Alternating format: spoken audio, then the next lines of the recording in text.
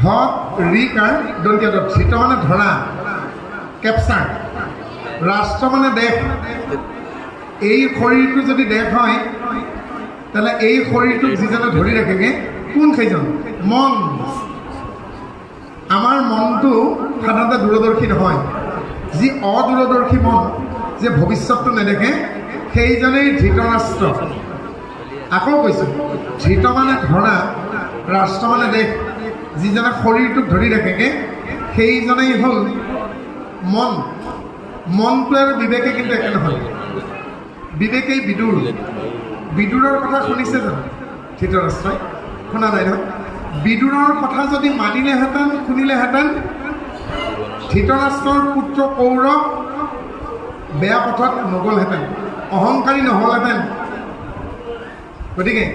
আকৌ কৈছোঁ ধৃতৰাষ্ট্ৰ মানে আমাৰ